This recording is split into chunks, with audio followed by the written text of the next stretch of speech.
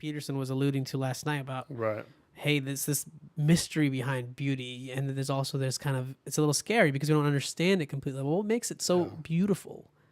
Can we really identify what makes something beautiful to us? Like, what is it? Is it that that's so perfect and it makes us feel like that's something we want to achieve?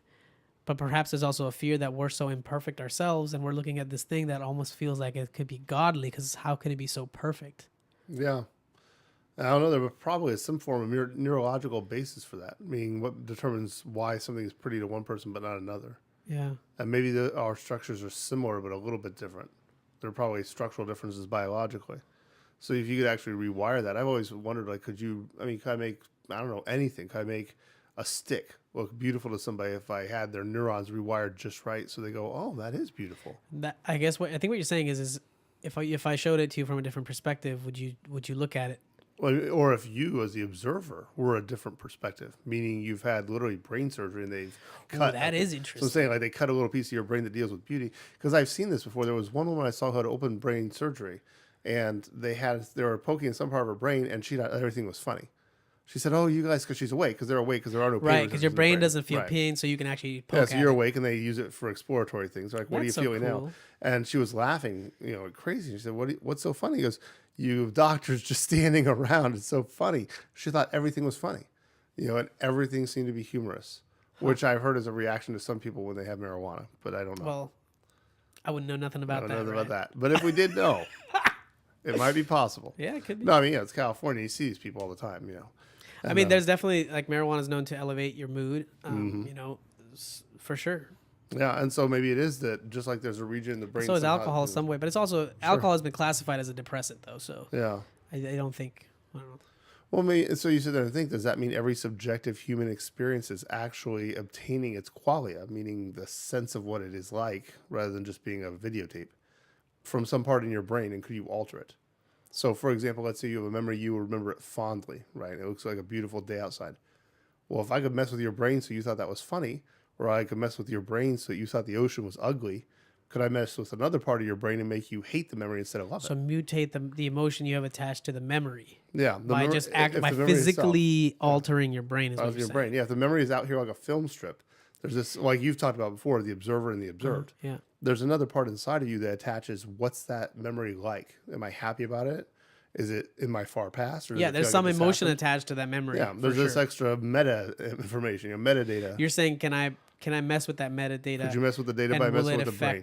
Yeah. Your output on the memory. So I know that our memory itself, like when we remember something old, we can change it as we're speaking it. So so you almost like are trying to read something, and as you're reading it, it's fuzzy. And while it's coming to you, you're like adding more data into the memory. Right. But as you're adding this more data into the memory, when you're all said and done telling your story, the next time you remember it again, I believe what at least psychology says, you're actually remembering the last time you told it. Yeah. I think, as I remember right, memory degrades over time, and you can mutate like where it's going, depending if you remember it incorrectly each time. There's all kinds of compound effect. I was thinking about this earlier. When I knew you years ago, did you have a beard and mustache? No, I did not. In my memory, you do. In my memory, you do. I saw your picture on the wall over there as you without the beard and the mustache. Without the beard, that's what I used to look like. And in my head, you always had the beard and the mustache. Well, even when I remember you, I'm going, that's not true. That's definitely not true. I thought, wait, wow. But you know what? Now that you say that, yeah. When I think about Brad Hughes, yeah, what clearly, distinctly comes to my mind is our physics classroom and the colors scheme. Yeah. And what you used to look like then.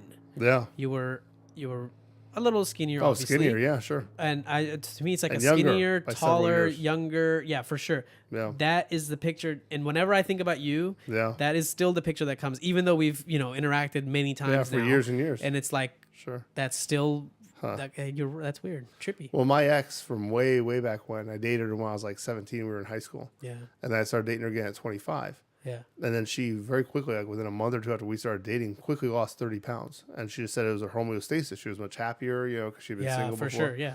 And so, and she goes, I guess I should be thankful that you didn't really notice in some sense because, you didn't notice I was 30 pounds heavier before. I said, you look exactly the same to me now as you did when we were in high school together. Right. My feelings are very strongly tied to this image of this person who I go, it's years later. We're both 45 now. I can't imagine what life would be like if I saw her. Damn, that is old. Damn. How do you even get here without a wheelchair? It kind of scares me, man. I'm sitting at the back end of 26 here. I'm about to be 27 in March. Sure. I'm an older 20-year-old now. You're on the wise end of the 20s. Yeah. I'm closely approaching that 30, and it's scaring me a little bit. Yeah. Just a little bit because I don't know. Like I think a lot of people go through this. I think a lot of people my age or around my age are, thinking, am I doing everything correctly? Am I doing what I should be? Like, am I set up properly? Am I, because I don't know. You're not really taught how to be a proper adult, honestly, right? Like, apart from your parents, and they do the best they can. But what do your parents really know if they weren't really taught how to be a parent? That's true. Like they've just done their best, and maybe they've done a great job, and you're very fortunate. But I think there's a question of wonder in every single person about that. No, I've heard this before. A friend of mine said that she likened it this way. She's a friend of mine from high school, right? And she and her brother have gone radically divergent paths. She has 4 or 5 children, and they're, this is, a lot of her time is spent raising her children and raising them well. And the oldest one, I think, is a teenager now. Her brother loved playing the saxophone in high school and started playing, I don't know where, but eventually now, last I heard, he had been on tour with the Red Hot Chili Peppers as their opening act. And so his lifestyle is literally like you hear in a movie. Like he can go to there's concerts traveling all around the world and parties, and hers is sitting in Ohio, and enjoying her life, and she expressed to me once that she said, yeah, I feel like, I wonder if I'm doing it wrong. And then, her brother kind of mentions, yeah, look, we're all just doing it the way we want to do it. Right. And it kind of made me think I was going, I'm paraphrasing him pretty badly, but the idea that there isn't a right or a wrong answer to it. It's what's best for you. Wow. Yeah. And I always figure if I'm happy if I ask myself how happy am I, if I'm an 8 or above out of 10 most of the time, okay. Because, I've heard Tony Robbins say the problem with problems is that you think you shouldn't have any. Exactly. Yeah. Everybody thinks they shouldn't have any problems. There's always a gap between where you are and where you're going. Absolutely.